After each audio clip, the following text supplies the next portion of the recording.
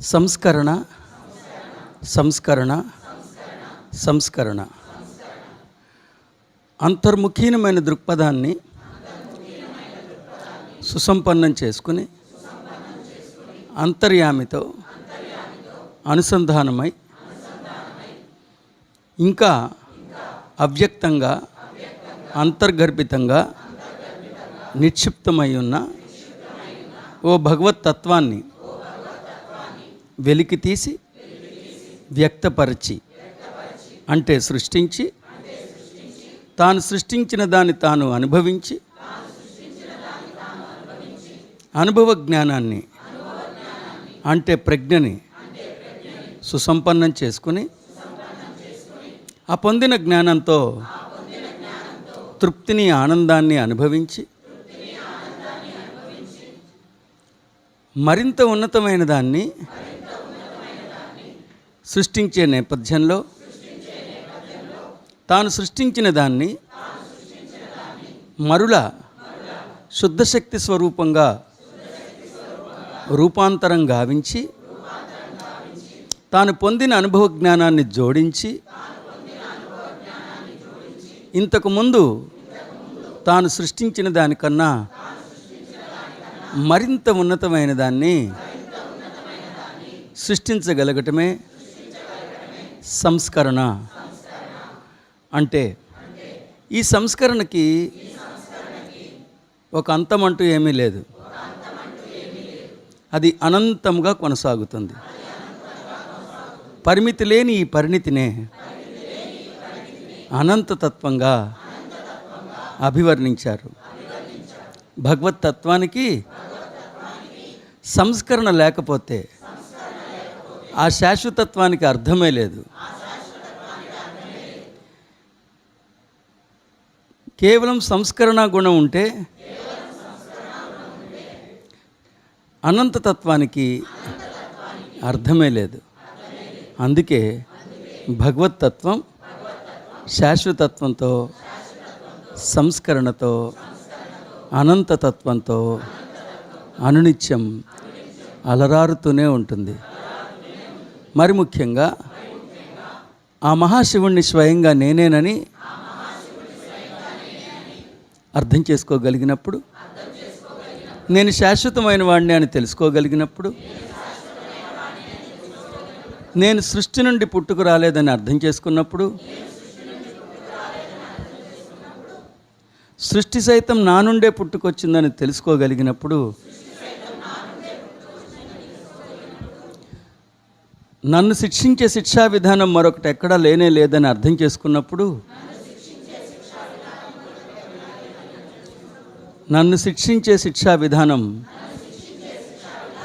ఎప్పుడు ఎక్కడ లేనే లేదని గుర్తెరిగినప్పుడు, అంటే అహం బ్రహ్మాస్మి తత్వమసి అయమాత్మ బ్రహ్మ ప్రజ్ఞానం బ్రహ్మ అన్న ఈ 4 మహావాక్యాలని శివోహంగా పిలువబడుతున్న 4 అక్షరాల్లో పొందుపరిచి సింహగర్జన చేస్తూ ఆ గర్జనే శ్వాస అన్నట్లుగా, ఆ ప్రజ్ఞ జీవన విధానం అన్నట్లుగా జీవిస్తున్న వాడికి మహాశివుని నుండి సంస్కరణని త్వరితగతిలో సుసంపన్నం చేసుకోవాల్సి ఉంటుంది. అస్తు తథాస్తు శ్రీరస్తు శుభమస్తు జయవస్తు అస్తు. సో మీ అందరికీ అర్థమయ్యే ఉంటుంది, కానీ మళ్ళీ మళ్ళీ చెప్పడం నా విధి, నా ధర్మం. సంస్కరణ నేను 3 పదప్రయోగాలు చేశాను. శాశ్వతత్వం, సంస్కరణ, అనంతతత్వం. మనకి మహాశివుడికి సంస్కరణ అనే ఒక సుగుణం ఉండి ఉండకపోతే, ఆ శంకరాభరణం ఉండి ఉండకపోతే శాశ్వతంగా ఉండటంలో శోభం ఉంది. శాశ్వతంగా ఉండటంలో సుశోభితమైన అంశం ఏముంది? రమ్యత ఏముంది? ఎప్పుడూ ఉంటాడు, ఎప్పుడూ ఉంటాడు. ఒకసారి ఆలోచించండి, 35,000 సంవత్సరాల క్రితం ఎన్లైటెన్ బీయింగ్ 5 కోట్ల సంవత్సరాలే ఆర్తితో ఉన్న ఒక విద్యార్థికి జ్ఞానాన్ని ప్రసాదించిన అప్రాజ్ఞుడు 5 కోట్ల సంవత్సరాల క్రితం ఏ పరిణితిలో ఉన్నారో ఇవాళకి అదే పరిణితిలో ఉంటే, 35,000 సంవత్సరాల క్రితం మానవుడిగా అవతరించి తాను కొంత అవిద్య యొక్క విద్యని నేర్చుకున్నారు. ఇప్పటికీ అంతే పరిణితి ఉంటే ఆ శోభ ఏమన్నా ఉంటుందా, రమ్యత ఏమన్నా ఉంటుందా? అలా ఉండిపోవటం కాదు కదా. తర్వాత అందుకే ఆ సంస్కరణ అంత ఇంపార్టెంట్. తండ్రి గతం అనే పదం వాడినా అక్కడ మనం మహాశివుడి యొక్క అద్భుతమైన లక్షణం, మనం అయితే పొందిన దాంతో తృప్తిపడి సరిపెట్టుకుంటాం, లేకపోతే పొందిన దాంతో తృప్తి పడకుండా ఇంకొంత కావాలని దురాశతో పరిగెడుతుంటాం. ఈ రెండూ కాదు, అది సూక్ష్మాతి సూక్ష్మమైన లక్షణం. పొందిన దాన్ని అనుభవించి అనుభూతి చెంది తృప్తి చెంది ఆ తృప్తి నుండి స్ఫూర్తి తెచ్చుకుని పొందిన దాన్ని పక్కన పెట్టి మరింతగా పొందగలగటం. సపోజ్ నా మొట్టమొదటిగా నేను ఫస్ట్ టైం ₹1,00,000 చూశాను, నా లైఫ్లో ఎప్పుడు చూడలేదనుకోండి. మనం ఏం చేస్తాం, అయితే 1,00,000తో సరిపెట్టేసుకుని నాకు చాలని అక్కడికి ఆగిపోతాం. లేకపోతే 1,00,000 అందరికి కోట్లు వస్తున్నాయి కదా, నాకు 1,00,000 అని అసంతృప్తిగా ముందుకెళ్తాం.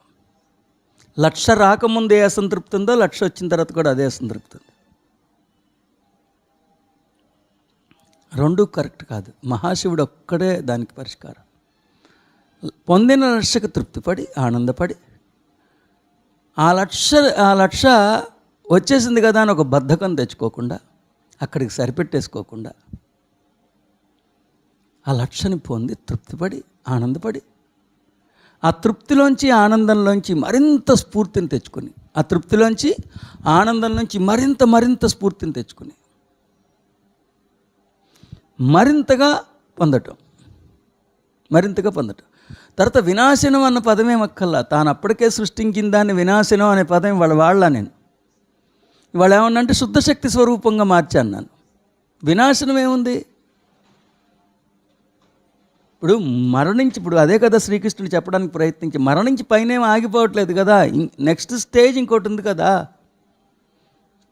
మరణించేసి అతను లేకుండా ఉంటే అప్పుడు నువ్వు ఏడవచ్చాయా? మరణించి నెక్స్ట్ స్టేజ్ ఉంది కదా, అలా అయినా మళ్ళీ ఇక్కడికి వస్తున్నాడు అంటున్నావు కదా. నేను అనట్లేదు, నువ్వు అంటున్నావు కదా.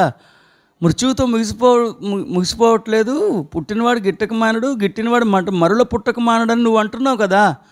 అసలు గిట్టినవాడు మరల పుడతాడుగా, అయినా ఎందుకు ఏడుస్తా, దానికి ఎందుకు ఏడుస్తా, మళ్ళీ పడుతున్నాడు కదా అన్నట్లుగా శుద్ధశక్తి స్వరూపంగా మార్చి ఇంతకుముందు తాను సృష్టించిన దానికన్నా మరింత మెరుగైన దాన్ని సృష్టించినప్పుడు అది కాస్త ఉన్నతమైన పదవి ఇచ్చినట్టే కాదా.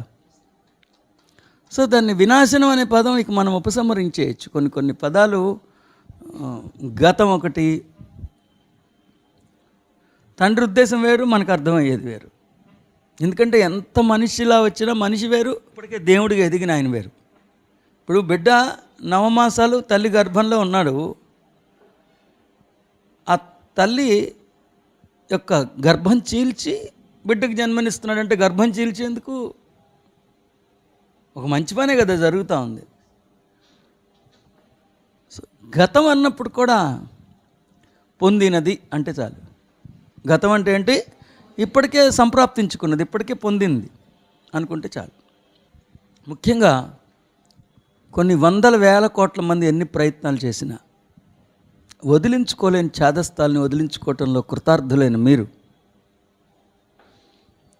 పొందిన ఈ జ్ఞానగంగ తరంగ మృదంగాల యొక్క ప్రతిధ్వని అనునిత్యం మీలో కొనసాగుతూ ఉండాలంటే మీ జన్మలో జరగబోయే సంఘటనలకి ఆధ్యాత్మికతకి ఎప్పుడు ముడిపెట్టద్దు.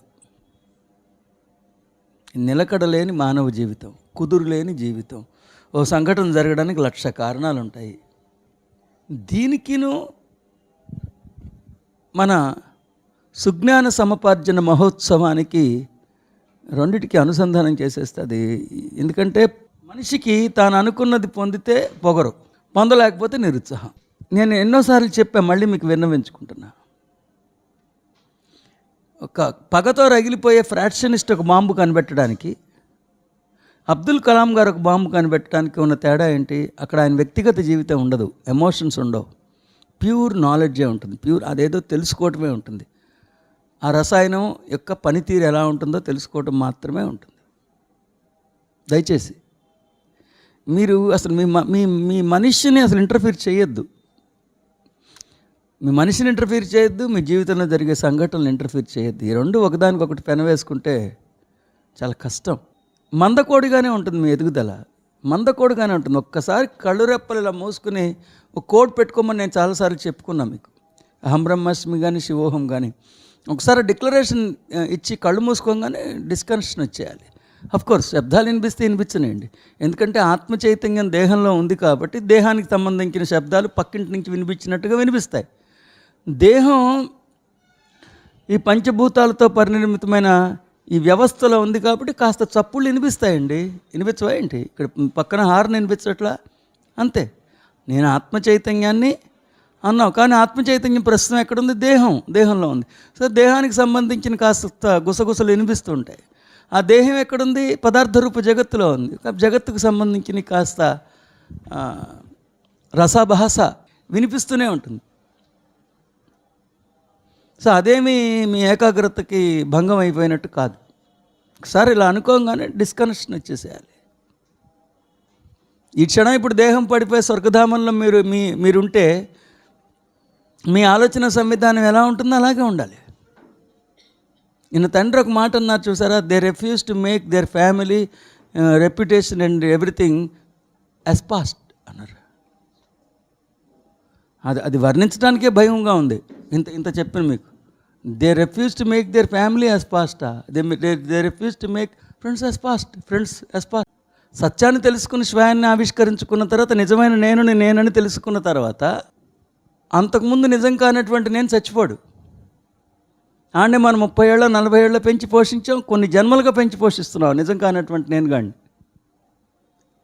ఆడు లింగర్ అవుతుంటాడు, ఏలాడుతుంటాడు. ఆ నిజం కానటువంటి నేనికి ఒక అమ్మ ఉంది, ఒక అక్క ఉంది, ఒక తమ్ముడు ఉంది, ఒక చెల్లి ఉంది, వీళ్ళందరూ ఉన్నారు. పెద్ద లారీడు చుట్టాలు ఉన్నారు. ఆడికి పాస్ట్ అన్నాడు అంతే. ఎందుకు పాస్టు?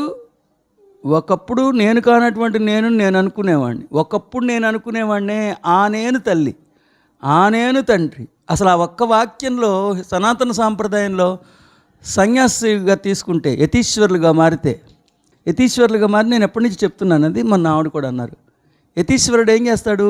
తనకి తానే తద్దినం పెట్టుకుంటాడు, తనకి తానే పిండోదకాలు సమర్పించుకుంటాడు. తాను చనిపోతే ఇంకోళ్ళు ఎవరో చేసే పిండ ప్రధానాలన్నీ తనకి తానే చేసుకుంటాడు. సో ఆ ఒక్క వాక్యం నాకు అంత సంస్కరణ కనిపించింది. ఆ ఒక్క వాక్యంలో తనకి తానే పిండోదకాలు అర్పించుకున్నట్లుగా ఉంది. ఒకవేళ తను మరణిస్తే ఇంకెవరైనా తనకి చేసే పిండోదకాలు ఎలా ఉంటాయో అలాగే ఉంది నిజంగా. They refuse to make there friends, family and reputation as recognition from the society as past. అంటే ఏంటి? దాన్ని మామూలుగా తెలుగులో చెప్పుకుంటే, అనువదిస్తే, ఆంధ్రీకరించుకుంటే ఏమనుంది? వాళ్ళు స్నేహితుల్ని, కుటుంబాన్ని, సమాజం నుంచి గుర్తింపుని గతం చేసుకోవడానికి ఇష్టపడరు. గతం చేసుకోవడం ఏంటి? ఫ్యామిలీని అంటే కొన్ని సంవత్సరాల పాటు నిజం కానటువంటి నిజమైన నేనుగా భావిస్తూ జీవించేస్తున్నాం. కొన్ని సంవత్సరాల పాటు నిజం కానటువంటి నేనే అని జీవిస్తూ వచ్చేసాం. ఆ నిజం కానటువంటి నేను వాళ్ళ అమ్మ, వాళ్ళ నాన్న, వాళ్ళ అక్క, వాళ్ళ తమ్ముడు, వాళ్ళ చెల్లి, వాళ్ళ బామ్మర్ది, ఆడప్పులు, ఆడాస్తులు, ఆడి గొప్పలు, ఆడి తెప్పలు అవన్నీ నావే అనుకుంటూ వచ్చేసాం. నేను అనగానే రసాయనాలు వాటి కోసం పొంగి ప్రవహిస్తున్నాయి. స్త్రీ, పురుషుడు, నేను అనుకున్నప్పుడు ఇవన్నీ పనిచేసి తదనుగుణ్యంగానే రసాయనిక ఉద్వేగానికి లోనై నిన్ను ఉత్తేజితపరుస్తున్నాయి. కానీ దివి నుండి భూమికి దిగొచ్చాడు. అనూహ్యమైన రీతిలో ఓ దేహమాధ్యమాన్ని ఎంచుకున్నాడు. తల్లి గర్భంలో పుట్ల, ఆకాశవాణిగా చెప్పల. పదార్థ ప్రకంపన వేగాలతో తన ప్రకంపన వేగాల్ని మేళవింపు చేసుకోవటానికి ఒక ఉపకరణాన్ని, ఒక పరికరాన్ని ఎంచుకున్నాడు. ఆ పరికరంలో ప్రవేశించాడు. అప్పుడు రెండిటికి సమతుల్యం ఏర్పడింది. అప్పటికి రెండిటికి సమతుల్యం ఏర్పడింది. సమతుల్యం ఏర్పడిన తర్వాత ఆయన మాట్లాడేది మనకు వినిపించడం మొదలైందని అనుకున్న తర్వాత అప్పుడు చెప్పాడు, ఎవరు నువ్వు, ఈ నేను అనుకుంటున్నావా? అసలు నువ్వు ఎప్పటి నుంచి ఉన్నావో తెలుసా? ఎప్పటిదాకా ఉంటావో తెలుసా? సృష్టిని పుష్టి చేసింది నువ్వే, సృష్టిని సృష్టించింది నువ్వే, సృష్టించిన సృష్టిని పుష్టి చేసింది నువ్వే. నువ్వు ఉండి ఉండకపోతే శాశ్వతత్వం అనేది ఉండేదే కాదు. నువ్వు ఉండి ఉండకపోతే చంద్రుడిని చంద్రుడిగా గుర్తించగలిగేవాడు ఉండేవాడు కాదు. నువ్వు ఉండుండకపోతే సూర్యుడిని సూర్యుడిగా చూసేవాడు ఎవరు ఉండేవాడు కాదు. నువ్వు ఉండుండకపోతే ఈ రమణీయమైన ప్రకృతిని రమణీయమైన ప్రకృతిగా గుర్తించేవాడు ఎవడు ఉండేవాడు కాదు. నువ్వు సృష్టించావు, నీకోసం సృష్టించావు, నువ్వు అనుభవించావు, నువ్వు అనుభూతి చెందుతున్నావు. ఏదో విజ్ఞాన విహారయాత్రకి దేహాన్ని ధరించి వచ్చావు. అత్యల్ప ప్రకంపన వేగాల్లో ఉండటం వల్ల నీ నిజ దివ్య స్పృహని మర్చిపోవటం కూడా అసహజంగా ఉండటం సహజమే. ఎప్పటికైనా తెలుసుకో నువ్వెవరు అని మనకి చెప్పి నచ్చచెప్పి మన చేత అవుననిపించి నిజమైన నేనుని అద్భుతమైన స్వయాన్ని ఆవిష్కరింపజేశారు. శాశ్వతమైన అనంతమైన అపరిమితమైన ఆ నిజమైన నేనుని ఆవిష్కరించేశారు. ఆ నిజమైన నేను చిన్న మొగ్గ స్థాయిలో ఓ పసికందుగా జన్మించింది ఉంది అక్కడ. కానీ ఈ నిజం కానటువంటి నేను చచ్చిపోయాడా? ఉంటాడు అతను. అతని ఆలోచన సంవిధానం చనిపోయిందా? చనిపోలా. అతనికి సంబంధించిన రసాయనాలు చనిపోయాయా? చనిపోలా. అతడి వ్యవస్థ, అతడి పాత విధానం చనిపోయిందా? లేదు. అతడున్నాడు, అతడి వ్యవస్థ ఉంది, అతడి పాత విధానం అంతా బతికే ఉంది. నేను అనగానే అవంతా ఉత్తేజితం అయిపోతున్నాయి. ఆ నేను కొన్ని లక్ష్యాలు కూడా ఉన్నాయండి పాత నేనికి. ఆ నేనికి భగవంతుడి మీద కూడా ఒక ఉద్దేశం ఉందండి. భగవంతుడు ఎలా ఉంటాడు, తాను భగవంతుడిని అని తెలియకముందు ఆ నేనికి భగవంతుడి మీద కూడా కొన్ని అభిప్రాయాలు ఉన్నాయి. ఆ భగవతత్వాన్ని చేరుకోవడానికి కొన్ని నిత్యములు కూడా వారు ఏర్పాటు చేసుకున్నారు.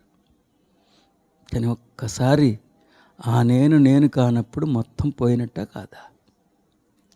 అప్పుడు అవన్నీ ఉంటాయి, కానీ వాటిని మనం ఎలా పిలవాలి, ఎలా గుర్తించాలి? గతం. ఎందుకు? గతంలో ఆ నేనుని నేను అనుకున్నా కాబట్టి. ఎందుకు? గతంలో ఆ నేనుని నేను అనుకున్నా కాబట్టి. ఆ నేనే, కానీ ఎవరు? గతం. నేను ఒక అమ్మాయిని పెళ్లి చేసుకున్నా,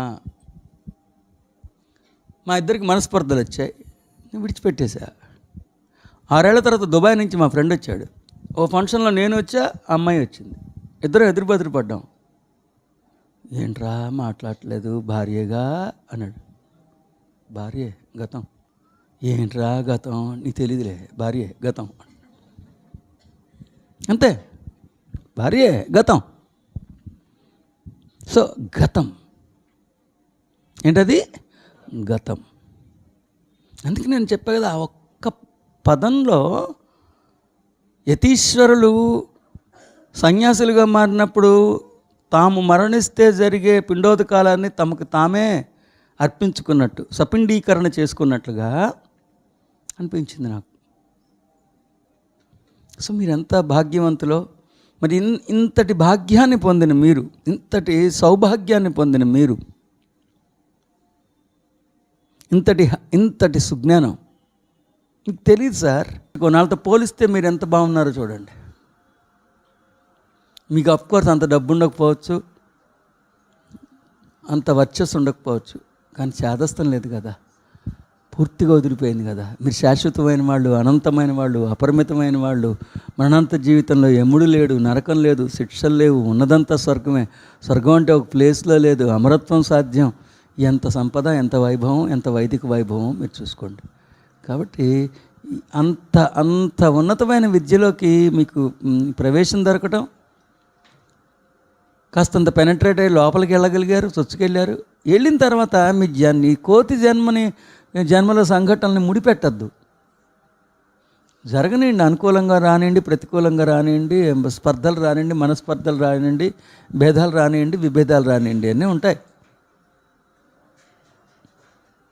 దానికి దానికిను మీ ఆధ్యాత్మిక ఎదుగుదలకి ఒకదానితో ఒకటి జోడిస్తే మాత్రం మీ ఎదుగుదల కష్టంగానే ఉంటుంది. 1000 కోట్ల నష్టం వచ్చినా కన్ను మూసుకోగానే వెంటనే మీరు అనుకోవాలనుకున్నది అనుకోగలగటం, అనుకున్నది అనుకున్నట్లుగా అనుకోగలగటం,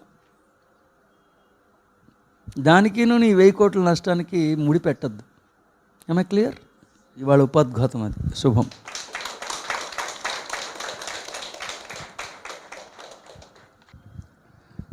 Look at how many cultures refuse to believe in the continuity of life.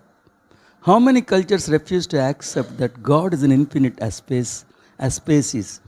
Has created civilizations markedly more advanced than this one. This would seem to be barbaric compared to the higher echelons of human species at their epic point of evolution.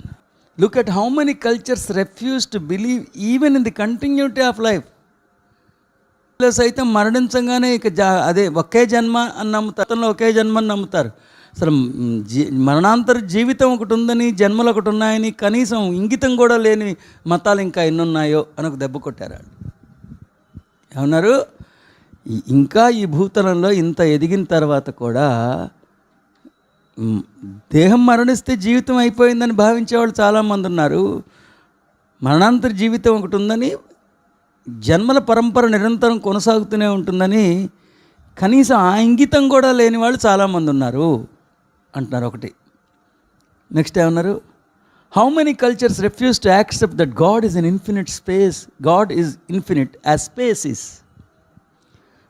ఇంకా చాలామంది భగవంతుడు అంటే ఒక స్వరూపంలో, ఒక స్వభావంలో, ఒక ప్రాంగణంలో కొన్ని గుణాలు ఉండి మీరు ఇలా ఉండాలి, ఇలా ఉండకూడదని శాసించేవాడు కానీ భావిస్తున్నాడు. కానీ భగవంతుడు అంటే అనంతమైన వాడు, అపరిమితమైన వాడు, పర్వేడింగ్ ఎంటిటీ, అంతటా ఉన్నవాడు. ఆయన ఒక లక్షణంతో ఆయన్ని అభివర్ణించడం సాధ్యం కాదు. ఆయనలో లేనిది లేదు, ఆయన కానిది కాదు. నువ్వు దేన్నైతే మంచి అంటున్నావు అది భగవంతుడే, నువ్వు దేన్నైతే చెడు అంటున్నావు అది భగవంతుడే. భగవంతుడు మంచి మాత్రమే కాదు, చెడు మాత్రమే కాదు. మంచి చెడు రెండు భగవంతుడే అయినప్పుడు అది మంచి కాదు, చెడు కాదు, రెండు భగవతత్వాలే. నువ్వు అనుకుంటున్న పుణ్యము భగవంతుడే, నువ్వు అనుకున్న పాపము భగవంతుడే. పుణ్యము పాపము రెండు భగవంతుడే అయినప్పుడు, పుణ్యం భగవంతుడే అయినప్పుడు అది పుణ్యం కాదు, భగవంతుడే. పాపం భగవంతుడే అయినప్పుడు అది పాపం కాదు, భగవంతుడే. సమత్వ బుద్ధి రూపయోగం అంటారు దీన్ని. అంటారు సమత్వ బుద్ధి రూపయోగం. ఇంకా భగవంతుడిని అలా అర్థం చేసుకోకుండా, అనంతమైన వాడని అర్థం చేసుకోకుండా కొన్ని లక్షణాలు మాత్రమే ఉన్నాయి. ఓ స్వరూపానికి, ఒక స్వభావానికి, ఒక ప్రాంగణానికి ఒక పరిమితం అయిపోయి ఉన్నవాడు అనుకునేవాళ్ళు కొన్ని లక్షల కోట్ల మంది ఉన్నారు. ఇంకా చెప్పారు, God has created civilisations markedly more advanced than this one. ఇప్పుడు ఏదో సాంకేతిక పరిజ్ఞానాన్ని చూసుకుని విర్రవీగిపోతున్న మీరు ఇవాళ మొత్తం ప్రపంచమంతా దైవం బయటే ఉన్నాడని నమ్ముతూ ఉన్నారు. ఇదే నాగరికత. ఎంత బాగుంది చూడండి ఆ వాక్యం. God has created civilisations markedly more advanced than this. ఇవాళ అత్యంత ఇవాళ మీ సాంకేతిక పరిజ్ఞానంలో, ప్రగతి పదంలో ముందంజ వేశాననుకుంటున్న మీ సమాజం ఆధ్యాత్మికతలో పూర్తిగా వెనకబడిపోయింది.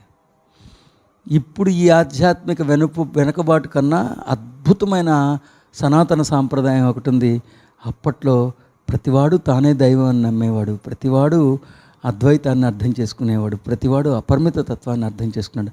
అలాంటి నాగరికతలు భూతలంలో ఉన్నాయని కనీసం గుర్తెరగని వాళ్ళు మీలో ఎంతమంది ఉన్నారు? సో ఇది అడ్వాన్స్డ్ కల్చరా, ఎర్లియర్ ది అడ్వాన్స్డ్ కల్చరా? అది కనీసం అలాంటి కల్చర్ ఒకటి ఉందని అనుకుని వీళ్ళే టాప్ అనుకుంటున్నారు అని. This would seem to be barbaric compared to the higher echelons of human species at their epic point of evolution. ఇవాళ మీరు చాలా ఆధ్యాత్మికంగా ఎదిగిపోయాం అని అనుకుంటున్నారే, అది చాలా వెనుకబాటుతనంలాగా అనిపిస్తుందంట. హ్యూమన్ బీయింగ్ ఎదగాల్సిన రీతిలో ఎదిగి అక్కడి నుంచి చూస్తే, అంటే ఒక నాగరికత ఉంది. ఆ నాగరికతలో సత్యం, జ్ఞానం, ధర్మం చక్కగా ఉన్నాయి. కనురెప్పలు తెరిచినప్పటి నుంచి కనురెప్పలు మూసేదాకా జ్ఞాన సముపార్జన, కనురెప్పలు మూసిన తర్వాత జ్ఞానాన్ని అనుభూతి చెందటం, కేవలం జ్ఞాన సముపార్జన కోసమే జీవించిన ఒక నాగరికత ఉంది. అదే సనాతన సాంప్రదాయం. ఆ సనాతన సాంప్రదాయం యొక్క దృక్కోణంలో చూస్తే ఇవాళ మీరు జీవిస్తున్న జీవితం చాలా బార్బారిక్గా, చాలా వెనకబాడిన తరంగా, దుర్మార్గంగా అనిపిస్తుంది. అది ఆయన చెప్పడానికి ప్రయత్నించింది. నాకైతే అర్థమైంది. చూడండి, look at how many cultures refuse to believe in the continuity of life. How many cultures refuse to accept that God is infinite as space is. God has created civilizations markedly more advanced than this one. అక్కడ దాకా అర్థమైంది. తరచండి, this would seem to be barbaric compared to the higher ఎకాలమ్స్.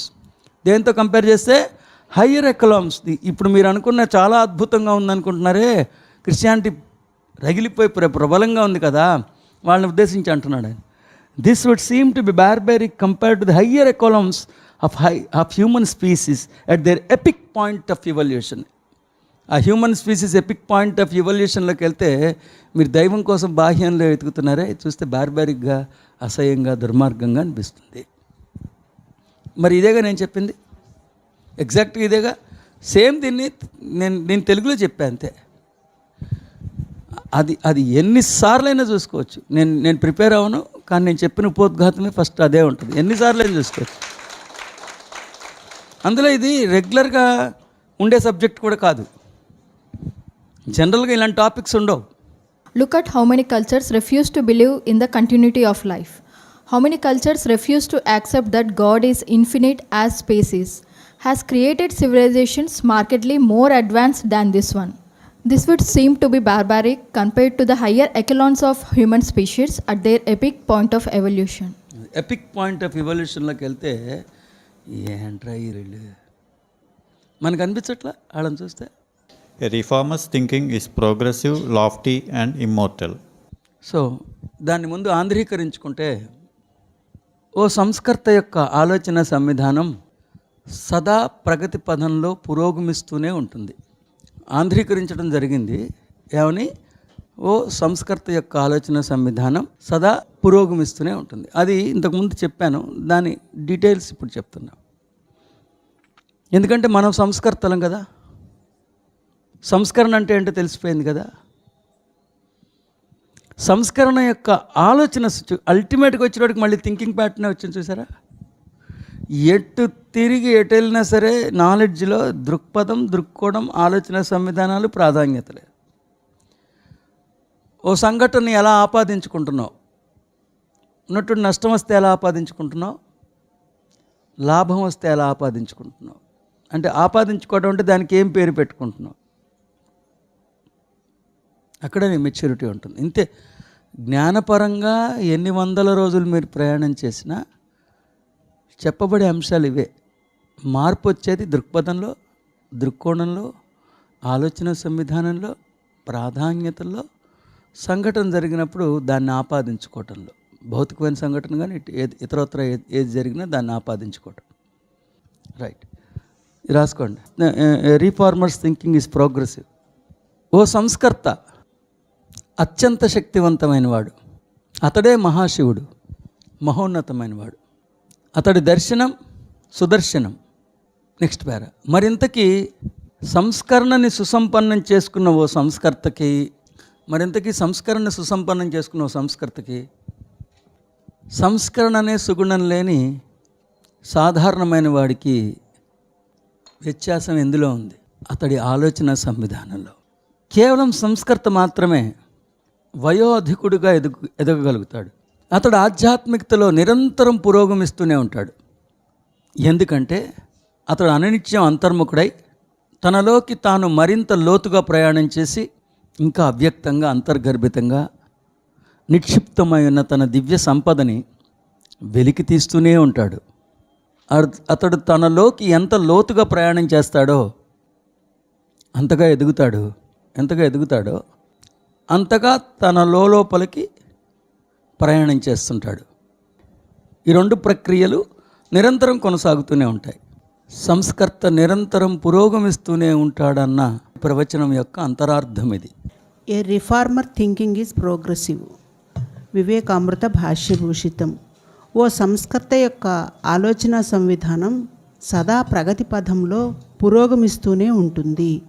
ఓ సంస్కర్త అత్యంత శక్తివంతమైనవాడు, అతడే మహాశివుడు, మహోన్నతమైనవాడు. అతడి దర్శనం సుదర్శనం. మరి ఇంతకీ సంస్కరణని సుసంపన్నం చేసుకునే ఓ సంస్కర్తకి, సంస్కరణ అనే సుగుణం లేని సాధారణమైన వాడికి వ్యత్యాసం ఎందులో ఉంది? అతడి ఆలోచన సంవిధానంలో ఉంది. కేవలం సంస్కర్త మాత్రమే వయో అధికుడుగా ఎదగగలుగుతాడు. అతడు ఆధ్యాత్మికతలో నిరంతరం పురోగమిస్తూనే ఉంటాడు. ఎందుకంటే అతడు అనునిత్యం అంతర్ముఖుడై తనలోకి తాను మరింత లోతుగా ప్రయాణం చేసి ఇంకా అవ్యక్తంగా అంతర్గర్భితంగా నిక్షిప్తమై ఉన్న తన దివ్య సంపదని వెలికితీస్తూనే ఉంటాడు. అతడు తనలోకి ఎంత లోతుగా ప్రయాణం చేస్తాడో అంతగా ఎదుగుతాడు. ఎంతగా ఎదుగుతాడో అంతగా తన లోపలికి ప్రయాణం చేస్తూ ఉంటాడు. ఈ రెండు ప్రక్రియలు నిరంతరం కొనసాగుతూనే ఉంటాయి. సంస్కర్త నిరంతరం పురోగమిస్తూనే ఉంటాడు అన్న ప్రవచనానికి అంతరార్థం ఇది. So, human being has a tendency. He never ever recognizes what he has already accomplished.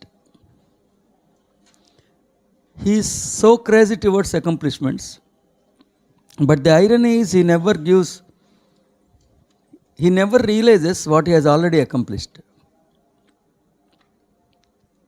In the same way, you have accomplished a lot. You have evolved spiritually to the peaks. You have got sufficiently enlightened. You are the ones who realized that you are the beautiful gods. You are the ones who have realized your foreverness.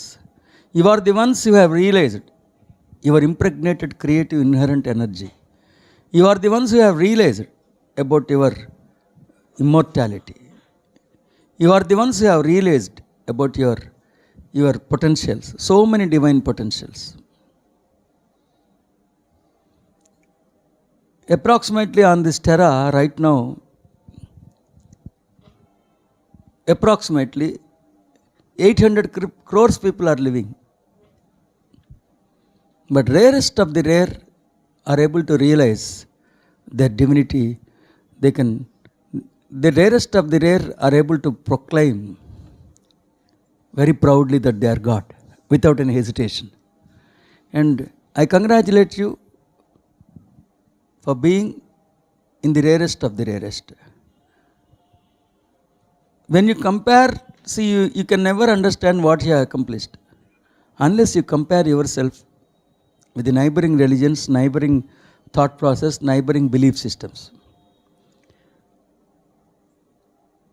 Still, the highest advanced people are also riddled in unenlightened behavior, superstitious behavior. You are the ones who have come out of the clutches of superstitious thinking pattern. Lot of the chains have been released. You have begun to penetrate deep into yourself, explore yourself to the fullest extent. Never ever underestimate yourself. The one and only thing you have got to do is, when you have entered into this beautiful realm of true spirituality, you should always continue. You should always be a seeker of knowledge. You should always continue in this spiritual path of knowledge. But if you keep on linking your physical incidents with your spirituality, one fine day it may hamper your continuation. One fine day it may hamper your progress. That's it. So, please never ever estimate yourself, your spiritual evolution, your spiritual growth by the incidents which are happening in the real life. This physical world has not recognized it, has ruthlessly perished him, killed him, ruthlessly punished him. But you know how enlightened being he is. So please do not compare, please do not assess your values by the incidents which have happened in your real life. That is a separate concept, this is a separate concept. Whatever may happen in your life, just with some simple declaration that I am God, you should get disconnected from this physical world. That is what I have been trying to teach you. And one more thing is, the title of this chapter is something beautiful, phenomenon. The reformer's thinking is progressive. Reformer is Shiva. Shiva is reformer. Shiva is the grandest entity. Reformer is the grandest, beautiful, miraculous entity. The most mystical, miraculous, majestic being, Shiva. What is the speciality? What makes him so unique? What makes him so grand? What makes him so beautiful? Is his thinking pattern, his unique thinking pattern. An ordinary being who doesn't have the quality of reformation is more stronger, more richer. But when compared to a reformer, he is a peanut. What has given him that status? Just his thinking pattern, unique thinking pattern. His thinking pattern is so grand that he always digs deeper into his inner. He always penetrates very deeply into his inner. He always explores himself more deeply, more deeply, more deeply, more deeply. The more and more he explores, the more and more he goes deeper and deeper regions, he will go to the pinnacles. He will go to the pinnacles. The more he goes to pinnacles, the more deeper he digs himself into the true divinity. The more he reaches pinnacle, the more he explores. The more he explores, the more pinnacle state he will accomplish. These both things happen simultaneously. That is the meaning of a reformer's thinking pattern is always progressive. That's it. Jayavas. A reformer's thinking is lofty. A reformer's thinking pattern is pure, perfect, uncorruptible, impeccable. A reformer is still uncorrupted even when he is facing the worst scenario, even when everything around him is corrupted with all the ignorance of the universe, but still he is impeccable, always divine. ఓ సంస్కర్త యొక్క ఆలోచన సంవిధానం ఎప్పుడూ దివ్యమైనదే, ఘనమైనదే, అత్యంత పవిత్రమైనదే. అతడు ఎంత తీవ్రమైన అజ్ఞానభూయిష్టమైన అంధకారాన్ని ఎదుర్కోవాల్సి వచ్చినా అతడి యోచన అకలుషితంగానే, సునిర్మలంగానే ఉంటుంది. తీవ్రమైన అవైదిక వాతావరణంలో కూడా అతడి యోచనాలయం దివ్యంగానే, రమ్యంగానే, అకలుషితంగానే ప్రభాసిల్లుతూ ఉంటుంది. వివేకామృత భాష్యభూషితం. ఓ సంస్కర్త యొక్క ఆలోచన సంవిధానం ఎప్పుడూ దివ్యమైనదే, ఘనమైనదే, అత్యంత పవిత్రమైనదే. అతడు ఎంత తీవ్రమైన అజ్ఞానభూయిష్టమైన అంధకారంలో ఇరుక్కోవలసి వచ్చినా అతడి యోచన అకలుషితంగానే, సునిర్మలంగానే ఉంటుంది. తీవ్రమైన అవైదిక వాతావరణంలో కూడా అతడి యోచనాలయం దివ్యంగానే, రమ్యంగానే, అకలుషితంగానే ప్రభాసిల్లుతూ ఉంటుంది. Next, a reformer's thinking pattern is immortal. ఓ సంస్కర్త యొక్క సహజత్వం అమరత్వం. అతడి నిఘంటువులో మృత్యువు, ముగింపు, పరిసమాప్తం లాంటి అంశాలు కానరావు. నేను ఈ దేహాన్ని కాదని, తల్లి గర్భం నుండి పుట్టింది కేవలం ఈ దేహమేనని, మరణిస్తుంది కూడా ఈ దేహమేనని, పుట్టుక మృత్యువు లాంటివి చైతన్యానికి వర్తించవని గుర్తెరిగిన దీశాలే మహాశివుడు. తన ఆలోచన సంవిధానంలో మృత్యు అన్న అంశాన్ని కనీసం లేచ మాత్రం కూడా గుర్తించని వాడే అమరత్వాన్ని కలిగినవాడు. జయవస్తు. That's it. ఇది కూడా చదివేసాడు. A reformer's thinking is immortal. ఓ సంస్కర్త యొక్క సహజత్వం అమరత్వం. అతడి నిఘంటువులో మృత్యువు, ముగింపు, పరిసమాప్తం లాంటి అంశాలు కానరావు. నేను ఈ దేహాన్ని కాదని, తల్లి గర్భం నుండి పుట్టినది ఈ దేహమేనని, మరణిస్తున్నది కూడా ఈ దేహమేనని, పుట్టుక మృత్యువు లాంటివి చైతన్యానికి వర్తించవని గుర్తెరిగిన ధీశాలియే మహాశివుడు. తన ఆలోచన సంవిధానంలో మృత్యువు అన్న అంశాన్ని లేశమాత్రం కూడా గుర్తించిన వాడే అమరత్వాన్ని కలిగినవాడు. Just right. సో ఇంకా పాఠ్యాంశానికి వస్తే, so look at how many cultures refuse to believe in the continuity of life. How many cultures refuse to accept that God is infinite as space is, has created civilizations markedly more advanced than this one. This would seem to be barbaric compared to the higher echelons of human species at the epic point of evolution. రాసుకోండి. మీలోని మానవుడికి జన్మతహాగానే కొన్ని వింత పోకడలు ఉంటాయి. సహజంగానే అతడు పొందిన దాని విలువని గుర్తించడు, తృప్తి చెందడు. మరి ముఖ్యంగా అతడు సుసంపన్నం చేసుకున్న ఆధ్యాత్మిక ఘన విజయాలని అతడు ఘనమైనవిగా పరిగణించడు. విలువైన దానిని పొంది దాని విలువని గుర్తించకపోవడం వలన మీరు ఓ చిన్న గందరగోళంలో కొట్టుమిట్టాడుతూ ఉంటారు. ఓ పిచ్చివాడికి పిచ్చి పూర్తిగా తగ్గిన తర్వాత కూడా పిచ్చి తగ్గిందని తెలియకపోవటం వలన పిచ్చి పిచ్చిగా వ్యవహరించలేకపోవటాన్ని గమనించి బాధపడినట్లుగా ఉంటుంది. ఏంటి, మిగతా వాళ్ళందరికీ పిచ్చాళ్ళు, వీడికి పిచ్చి తగ్గిపోయింది. వాళ్ళందరూ బట్టలు చించుకొని జుట్టంతా వెరబూసుకొని కింద నుంచి డేకి కప్పలాట్లాడుకుని విమానాలు ఎక్కి డాక్టర్లు అయ్యి ప్రైమ్ మినిస్టర్లు అలా చేస్తున్నారు సైంటిస్టులుగా. వీడేమో అలా ఏం చేయలేకపోతున్నాడు. ఏంట్రా వాళ్ళందరూ అలా చేస్తున్నారు, నేను ఏం చేయలేకపోతున్నానని దిగాలుగా ఉన్నాడు అనమాట. అది అయ్యో, నిజానికి మీరు ఆధ్యాత్మికతలో శిఖరానికి ఉద్ధరించుకున్నారు. ఇప్పటికే మీరు మీ శాశ్వతత్వం, అనంతతత్వం, అపరిమితత్వం, ఇప్పటికే మీ శాశ్వతత్వం, అపరిమితత్వం, అనంతతత్వం, సృజనాత్మకత యొక్క సమగ్రమైన అవగాహనని సుసంపన్నం చేసుకోగలిగారు. నెక్స్ట్ వేరే ఒక్కసారి ఇప్పుడు మీతో పాటు జీవిస్తున్న కొన్ని మతాలని నిశితంగా గమనించండి. ఆయా మతాలలో వేల కోట్ల మంది కొనసాగుతున్నప్పటికీ ఆ మతాలు ఇంకా జీవితం నిరంతరం అప్రతిహాతంగానే కొనసాగుతుందన్న మౌలికమైన అంశాన్ని కూడా తెలుసుకోలేకపోయారు. ఇప్పటికీ కొన్ని మతాలు భగవంతుణ్ణి ఓ స్వరూపంగానే, ఓ స్వభావంగానే, కేవలం కొన్ని సుగుణాల మేళవింపుగానే అపోహపడుతూ ఉంటారు. వాళ్ళకి ఇంకా భగవంతుడు అంటేనే సర్వస్వమని, సమస్తమని అర్థం కాలేదు. వీళ్ళకన్నా మించిన నాగరికత లేనట్లుగా వీరు అపోహపడుతూ ఉంటారు.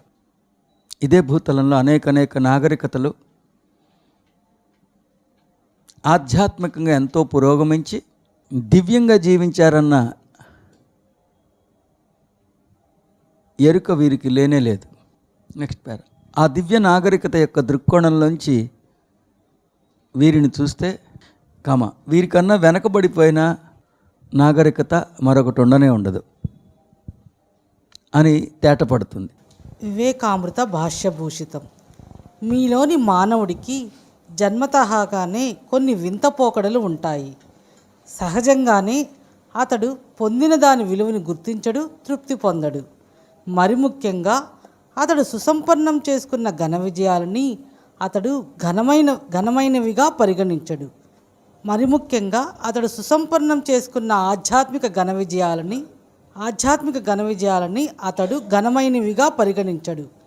విలువైన దానిని పొంది దాని విలువని గుర్తించకపోవడం వలన మీరు ఓ చిన్న గందరగోళంలో కొట్టుమిట్టాడుతూ ఉంటారు.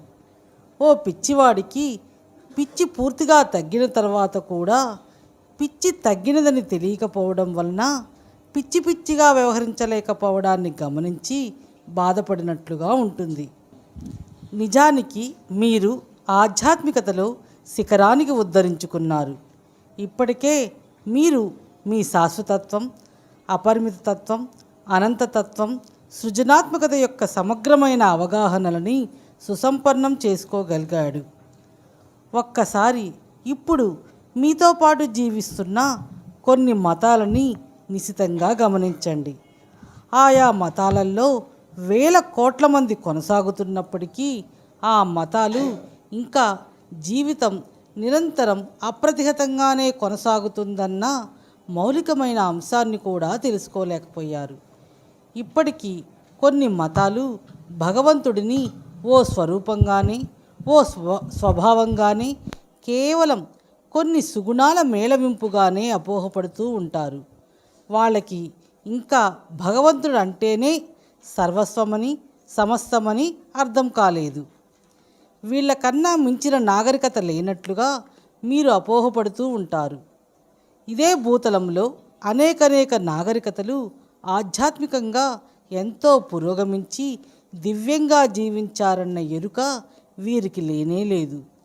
ఆ దివ్య నాగరికతల యొక్క దృక్కోణంలోంచి వీరిని చూస్తే వీరికన్నా వెనుకపడిపోయిన నాగరికత మరొకటి ఉండనే ఉండదు అని తేటపడుతుంది. జయోస్తు. That's it.